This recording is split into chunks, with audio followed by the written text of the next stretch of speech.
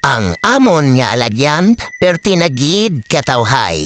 May fish pan sa to nga. Pwede na butangan isda.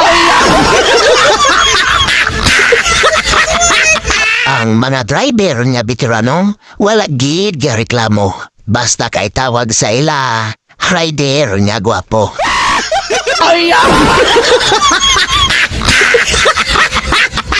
Ang mga pasayro nga dili gwapo, baktas na lang kamo. Kay ang dalan namon subong makalingin sa ulo.